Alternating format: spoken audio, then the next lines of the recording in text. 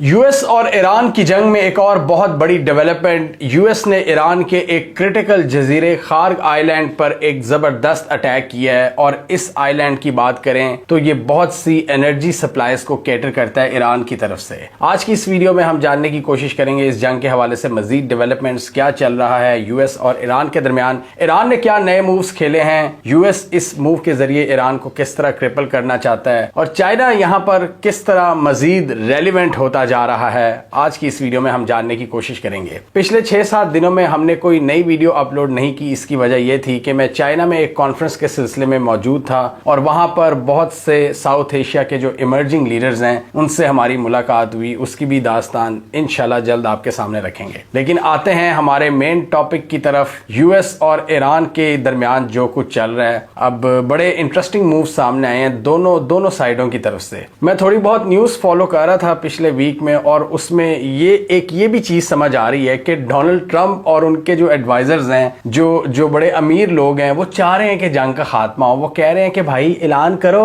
कि हम जीत गए और निकलो यहां से। यूएस की स्टॉक मार्केट से तकरीबन $2 ट्रिलियन वाइप आउट हो गए हैं पिछले 2-3 हफ्तों में। $2 ट्रिलियन, मतलब ये कोई जंग इनको सस्ती नहीं पड़ी। मैसिव इसके नुकसानात नजर आ रहे हैं और डोनाल्ड ट्रंप के जो अमीर एडवाइजर्स हैं, जो बिजनेसमैन हैं, वो कह रहे हैं पायन निकलो इस जंग तो। और डोनाल्ड ट्रंप भी ऐसे लग रहा है कि उनका दिल कर रहा है कि वो विक्ट्री अनाउंस करें और निकल जाएं यहां से, क्योंकि उनके लॉसेस बड़े जबरदस्त हो रहे हैं। एक तो हमने टैक्टिकल लॉसेस आपको इन वीडियोस में बताए थे जो मिलिट्री पॉइंट ऑफ व्यू से हो रहे हैं, यानी जो उनका पैसा खर्च हो रहा है उनके इंटरसेप्टर्स का, उनके एयर डिफेंस सिस्टम्स का, जो ईरान के ड्रोन्स को रोकने के लिए, बल्कि अब उनकी जो मार्केट्स हैं वो क्रिपल हो रही हैं। और आप देखें जिस तरह एनर्जी सप्लाई लाइंस को रोका जा रहा है, वो भी एक मेजर रीजन है जिसकी वजह से सबके कान खड़े हो गए हैं। और ईरान की भी जो स्ट्राइक्स हैं इनके एलाइज पर, इनकी बेसिस पर वो जारी हैं। और अभी हमने देखा है कि बगदाद में जो यूएस की जो एम्बेसी है उसको हिट किया गया है ईरान की जानिब से। अब यहां पर इन्होंने क्या मूव किया है, डोनाल्ड ट्रंप और अमेरिका ने, इन्होंने ईरान के एक बहुत ही क्रिटिकल जजीरे खार्ग आइलैंड, जो कि ईरान के बहुत करीब है, 22 स्क्वायर किलोमीटर लंबा है ये जजीरा। यहां पर ईरान क्या करता है कि ज्यादातर अपनी जो ऑयल एक्सपोर्ट्स हैं, यानी जो पेट्रोलियम मसनूआत हैं, उनको इधर प्रोसेस करता है। यहां पर वो सारी प्रोडक्शन होती है और फिर एक्सपोर्ट्स के लिए वो तैयार होती हैं। तो ईरान की इकोनॉमी के लिए ये जजीरा एक बैकबोन की हैसियत रखता है। और यहां पर अब इन्होंने, डोनाल्ड ट्रंप ने अनाउंस किया है कि हमने यहां पर स्ट्राइक्स की हैं और कंप्लीटली तबाह बर्बाद कर दी है। लेकिन अभी रिपोर्ट्स के मुताबिक वहां पर ईरान की प्रेजेंस मौजूद है, कंप्लीटली नहीं लेकिन स्ट्राइक्स जरूर की हैं यूएस ने। और ईरानियन मेनलैंड से ये सिर्फ 15 नॉटिकल माइल्स की दूरी पर है। और डोनाल्ड ट्रंप ने यह भी कहा है कि अभी हमने इस जजीरे को कंप्लीटली वाइप आउट करने का प्लान नहीं बनाया, लेकिन अगर ईरान बाज ना आया तो हम इसको तबाह बर्बाद कर सकते हैं। मतलब कोई ऐसा बॉम्ब गिरा सकते हैं जिससे ये पूरा जजीरा ही तबाह बर्बाद हो जाए, क्योंकि डेफिनेटली यूएस के पास वो कैपेबिलिटी तो है, क्योंकि जजीरा ज्यादा लंबा नहीं है, उसमें वो जिस तरह के वो बॉम्ब मार सकते हैं, तो उसकी पूरी साख्त है वो तब्दील कर सकते हैं, उसको तबाह बर्बाद कर सकते हैं, जिससे ईरान की इकोनॉमी को एक बहुत बड़ा सेटबैक मिल सकता है, बल्कि काफी बड़ा। और यहाँ पर उनका ईरान से क्या मुतालबा है कि स्ट्रेट ऑफ हॉर्मुज में अपनी बदमाशी बंद करो। ईरान ने यहाँ पर यूएस और इनके एलाइज के लिए एक बहुत बड़ा मसला खड़ा कर दिया है। और ये तो हमने कुछ दिन पहले भी डिस्कस किया था कि उन्होंने स्ट्रेट ऑफ हॉर्मुज को किसी हद तक बंद किया हुआ है और वहां पर इनकी उजारादारी है, वो शिप्स को गुजरने नहीं दे रहे। और इंटरेस्टिंग मूव सामने आए हैं। जो यूरोपियन ममालिक हैं, इटली, फ्रांस, वो ईरान से मिन्नतें कह रहे हैं कि यार हमें ये गुजरने दो। और ईरान का यहाँ पर एक नया मूव सामने आया है। ईरान ने कहा है कि यहाँ पर अगर जिस कश्ती ने गुजरना है तो वो सिर्फ इस सूरत में गुजरेगी कि अगर वो चाइनीज करेंसी का इस्तेमाल करती है ऑयल की ट्रेड में इस रीजन में। ये एक बहुत इंटरेस्टिंग मूव सामने आया है ईरान का, और ये हमें बताता है ईरान और चाइना की जो बैकडोर अंडरस्टैंडिंग्स है, जो इनकी दोस्ती है। और दूसरी तरफ हमने चाइना का एक बहुत बड़ा खैर सगाली जेस्चर देखा है ईरान की तरफ। उन्होंने ये कहा है कि जितने स्टूडेंट्स इसमें शहीद हुए हैं ईरान के, उनके वालिदैन को वजीफे दिए जाएंगे, उनकी फैमिलीज को, और तकरीबन $2 लाख तक ये चाइना ने ऐलान किया है। इंटरनेशनल ऑयल ट्रेड की बात करें तो वो सारी डॉलर में होती है, सिवाय रशियन ऑयल ट्रेड के जो वो इंडिया और चाइना को बेचते हैं, वो लोकल करेंसी यानी युआन या फिर रूबल में होती है। लेकिन यहाँ पर इस पैसेज से जितनी भी ट्रेड होती है वो यूएस डॉलर्स में होती है और ईरान ने कहा है कि आप युआन का इस्तेमाल करें यानी चाइनीज करेंसी, तब जाकर हम आपको गुजरने देंगे। ये एक बहुत बड़ा स्ट्रेटेजिक मूव है जो कि यूएस डॉलर हेजीमनी को अंडरमाइन कर सकता है और बाज़ औक़ात हिस्ट्री में इस तरह की छोटी डेवलपमेंट्स किसी बड़े आउटकम का सबब बनती हैं। यानी यहाँ पर अगर ईरान एक प्रेसिडेंट सेट कर देता है, ईरान और चाइना, कि युआन की ट्रेड होगी, तो अगर वॉर टाइम सिचुएशन में आप इसको एग्जीक्यूट कर लेते हो तो आप नॉर्मल सिचुएशन में भी उसको नॉर्मलाइज करने की जानी बढ़ सकते हो। यानी एक आगाज शुरू हो जाएगा कि चाइनीज करेंसी में ट्रेड की जाएगी, यानी एक ऑल्टरनेटिव ऑप्शन होगी। ये नहीं है कि सिर्फ चाइनीज में ही होगी, मतलब अगर कंट्रीज करेंगे वापस, अगर यूएस ट्रेड यूएस डॉलर में करेंगे तो उनके पास ये भी ऑप्शन होगी कि वो चाइनीज करेंसी का भी इस्तेमाल किसी भी वक्त कर सकते हैं, क्योंकि उनको एक्सपीरियंस हो गया होगा। क्योंकि अभी जो सारा जो ग्लोबल सिस्टम है वो डॉलर बेस्ड है। अभी कंट्रीज को आदत भी नहीं है चाइनीज करेंसी इस्तेमाल करने की और शी जिनपिंग की पूरी कोशिश है कि इसको अडॉप्ट किया जाए। अपनी जो इनकी करेंसी है, जो आसपास के ममालिक हैं, जो एशियाई ममालिक हैं, वो आरएमबी का इस्तेमाल करें, चाइनीज करेंसी को ज़्यादा से ज़्यादा प्रेफरेंस दें। तो वो कोशिश कर रहे हैं। तो ये मूव पता लगता है हमें इससे कि चाइना और ईरान कितना क्लोजली कोऑर्डिनेट कर रहे हैं और स्ट्रेटेजिक पार्टनरशिप का मुंह बोलता सबूत है। और ये तो हमने रशिया यूक्रेन जंग के बाद भी देखा था कि जितनी सैंक्शंस इन्होंने रूस पर लगाई, उसका जहां रूस को नुकसान भी हुआ, लेकिन फायदा ये हुआ कि नई ओपनिंग्स और नए नए तरीके उनके लिए खुल गए, नई मार्केट्स खुल गई। इंडिया और चाइना ने ज्यादा तेल खरीदना शुरू कर दिया और लोकल करेंसीज का इस्तेमाल किया, जिससे रूस की इकोनॉमी चलती रही। लेकिन यहाँ पर एक्सपर्ट्स की क्या राय है डोनाल्ड ट्रंप के खार्ग आइलैंड पर हमले के हवाले से, जो ईरान की एनर्जी जो फैसिलिटीज है उन पर हमला शुरू कर दिया। अब मैं बहुत से ये तज्जिए पढ़ रहा था, इसमें कुछ जो इनके अपने जो वेस्टर्न थिंकर्स हैं वो भी ये कह रहे हैं कि यहाँ इनकी डेस्परेशन नजर आती है यूएस की, कि अब वो इकोनॉमिक वॉरफेयर की तरफ शिफ्ट हो रहे हैं। मतलब एक किस्म की वही टैक्टिक्स जो ईरान ने इनके खिलाफ इस्तेमाल किए, ये ईरान के खिलाफ अब इस्तेमाल कर रहे हैं। इससे क्या पता चलता है कि इनके जो मिलिट्री ऑब्जेक्टिव्स हैं उन वहां पर मतलूबा नताइज नहीं मिले। मतलब इनकी कोशिश थी कि जी टॉप लीडरशिप को खत्म कर दिया, मिलिट्री टारगेट्स को खत्म कर दिया, आईआरजीसी की फैसिलिटीज को उड़ा दिया, न्यूक्लियर फैसिलिटीज बमबारी कर दी, ईरान डिसमेंटल हो जाएगा। लेकिन ईरान ने ये शो कराया है, वो उन्होंने एक रेजिलियंस शो कराई है। और ये हम आपको 2-3 साल से ही बता रहे थे कि ईरान में डेप्थ बहुत ज्यादा है, ईरान का कैरेक्टर मजबूत है, ईरान की जो लीडरशिप है उनको पता है कि जख्म खाने के बाद कैसे वापस खड़ा होना है। अभी आपने वो फुटेज देखी है उनके सदर की, मसूद पेजेस्कियन की, अली लारेजानी की, उनके फॉरेन मिनिस्टर की, वो किस तरह पब्लिक में फेरे हैं और पब्लिक उनकी जो बड़े बड़े एहतजाज निकाल रही है। इवन के सिविलियन इंफ्रास्ट्रक्चर पर अटैक हो रहे हैं लेकिन पब्लिक निकल रही है। पब्लिक ने वहां पर अभी अल कुद्स डे मनाया है और फलस्तीन से इजहार यकजहती की है उन्होंने। तो वो अपने वो दिखा रहे हैं कि हम बेखौफ हैं। वो बड़ी तादाद में सड़कों पर निकल आए और उनके जो लीडर्स हैं जो अभी वहां पर मौजूद हैं वो भी अवाम के साथ हैं। तो यहां से हमें पता चलता है ईरान की लीडरशिप और ईरानियन कैरेक्टर कि उसको हराना इतना आसान नहीं है। एक तो उनकी जो जमीनी उनकी डेप्थ है, जो उनके जियोग्राफिकल लेवरेजेस हैं, और दूसरा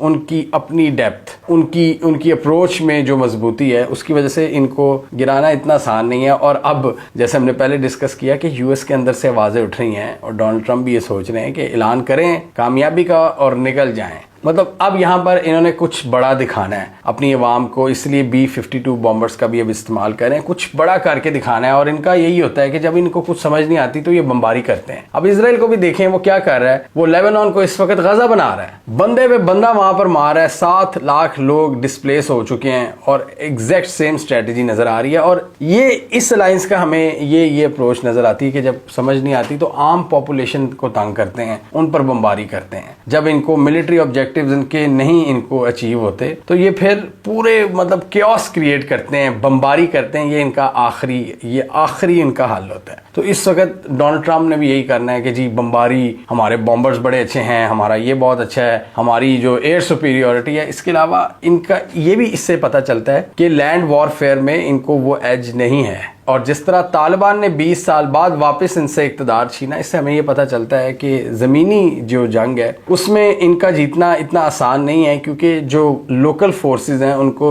एक एज हमेशा रहता है। और वो भी अगर लोग हों अफगान जैसे या फिर ईरानियंस जैसे, वहाँ पर हमें एक स्ट्रॉन्ग कैरेक्टर नज़र आता है रेजिस्टेंस के हवाले से। तो इसलिए ये यूएस की डेस्परेशन को शो करता है इस जजीरे पर हमला करना, क्योंकि ये समझ रहे थे कि ये बहुत जल्द ईरान को घुटने टेकने पर मजबूर कर देंगे, जबकि ऐसा नहीं हुआ। ईरान इनकी कॉस्ट ऑफ वॉर को बढ़ाता चला जा रहा है और ये इन्हें बखूबी अंदाजा हो रहा है। और दूसरा, इनकी जो रजीम चेंज के ख्वाब थे वो भी पूरे नहीं हुए। अगर आप किसी सिस्टम के अंदर एक लीडर को ख़त्म कर देते हो तो वो रजीम चेंज नहीं होता। रजीम चेंज होता है जब आप सिस्टम का तख्ता उड़ते हो, जब आप सिस्टम को चेंज करते हो, या अगर कहीं डेमोक्रेसी है तो एक पॉलिटिकल पार्टी को हटाकर ज़बरदस्ती दूसरी पॉलिटिकल पार्टी को लाते हो अवामी उमंगों के खिलाफ, या फिर पूरे सिस्टम को ही आप तब्दील कर देते हो, वो रजीम चेंज होता है। यहाँ पर अभी वही सिस्टम चल रहा है। IRGC उसी तरह इनको इंतबाह कर रही है। अली खामेनाई के बेटे अब सुप्रीम लीडर बन चुके हैं और अब वो ज़्यादा हार्ड लाइन अप्रोच के साथ अपने फैसले करेंगे, क्योंकि उनकी पूरी फैमिली को यूएस ने कत्ल किया है, तो वो इसका बदला ज़रूर लेंगे।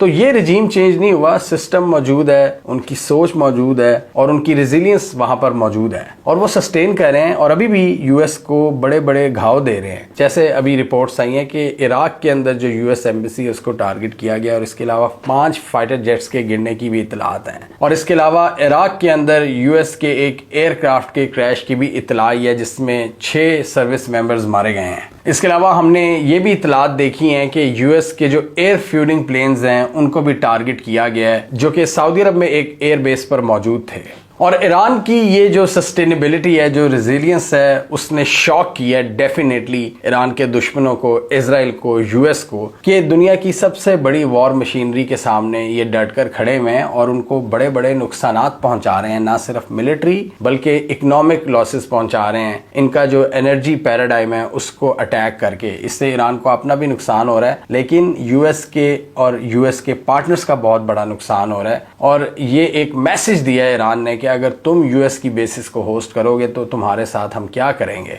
इस वक्त आप यूएई में देखें, जो पैनिक की सिचुएशन है, वहां पर इन्वेस्टर पैसा निकालने का सोच रहे हैं और यूएई की जो गवर्नमेंट है वो बदले में एक्सट्रीम मेजर्स उनके खिलाफ लेने का सोच रही है, जो वहां से पैसा निकालने का सोच रहे हैं। मतलब वो उनकी जो बड़े अरसे से जो उन्होंने जो अपने ख्वाब दिखाए थे दुनिया को सिक्योरिटी के, स्टेबिलिटी के लिए, वो खत्म, वो चूर हो गए हैं, क्योंकि उन्होंने साथ दिया अमेरिका का, अमेरिका की इस अग्रेशन में उनको बेसिस देकर, जिसका ईरान ने उनको सबक सिखाया है। ईरान ने वहां पर मिसाइल मार के, स्पेशली ये यूएई, कतर, कुवैत और बहरीन, यहाँ पर ईरान ने डिसाइसिव अटैक्स किए हैं और एक स्ट्रेटजी के तहत अटैक किए हैं, जिन्होंने इनको हिला के रख दिया इन अरब ममालिक को। जबकि सऊदी अरब ने यहाँ पर बेहतर डिप्लोमेसी की है और अपना किरदार एक अदा किया है पाकिस्तान के साथ मिलकर, और अपने ईरान से ताल्लुकात को किसी हद तक सिक्योर किया है। मतलब सऊदी अरब यहाँ पर चाहता तो ऑपोजिट डायरेक्शन में जा सकता था, लेकिन सऊदी अरब ने यहाँ पर बड़े तहम्मुल का मुजाहरा किया है और इसमें डेफिनेटली पाकिस्तान ने भी एफर्ट्स किए हैं। पाकिस्तान ने सऊदी अरब और ईरान की भी बातचीत करवाई है और उसमें हमें कामयाबी मिली है। तो एक ये भी एनालिसिस सामने आ रहा है कि जहां पर यूएस को कुछ टेक्टिकल कामयाबियां तो मिली हैं, जिस तरह जो इनकी जो फायर पावर है और एयर पावर है उसके जरिए ये तबाह बर्बाद कर देते हैं, लेकिन ये कामयाबियां इनकी स्ट्रेटेजिक विक्ट्री में तब्दील नहीं हो रही और इसलिए अब हम देख रहे हैं कि डेस्परेट मूव्स ले रहे हैं इन आइलैंड्स को अटैक करके।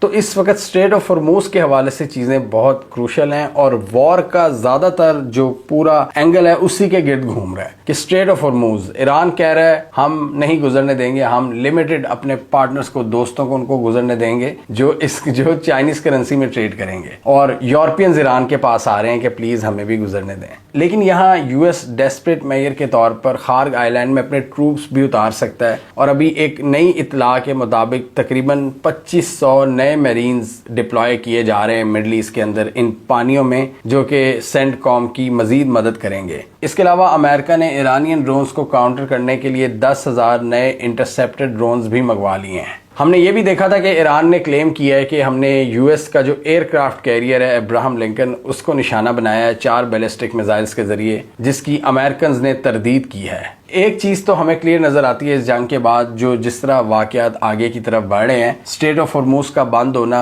इसकी वजह से पूरी दुनिया की जो एनर्जी सप्लाईज है वो मुतासिर हुई हैं और एक एक्सट्रीम दबाव हमें नजर आ रहा है। इस वक्त $100 फी बैरल के बैरियर को क्रॉस कर चुकी हैं ऑयल की कीमतें, और इसी वजह से हम देख रहे हैं अब ऑयल महंगा होना शुरू हो गया है पूरी दुनिया में। और बहुत चंद ममालिक है जिनके पास तकरीबन ये 50 से 100 दिन के जखायर हैं, जिसमें चाइना और अमेरिका शामिल है, और रूस की भी अपनी एनर्जी सिक्योरिटी बड़ी बेहतर बेहतरीन है, वो खुद ऑयल प्रोड्यूस करते हैं, अमेरिका भी खुद करता है, लेकिन चाइना ज़्यादातर ऑयल इंपोर्ट करता है। चाइना को यहाँ पर मुश्किलात हो सकती हैं और ये भी इनके प्लान्स का एक पार्ट है कि चाइना की इकॉनमी को क्रिपल करना, और इसलिए हमें नजर आती है चाइना और ईरान के दरमियान कोऑर्डिनेशन। और चाइनीज की भी यही थिंकिंग है, वो भी यही चाहते हैं कि ईरान एक लॉन्ग टर्म रेजिस्टेंस दिखाए और बैक एंड पे चाइना उनको जो हो सकता है मतलब मॉरल, डिप्लोमेटिक, इकोनॉमिक सपोर्ट उनको प्रोवाइड करे। वो एक मुहावरा है ना कि आग है लगी बराबर दोनों तरफ, ये ज्यादा इश्क माशूकी के लिए इस्तेमाल होता है, लेकिन यहाँ पर एक जंग की सिचुएशन है। और एक ये भी मुहावरा है कि everything is fair in love and war,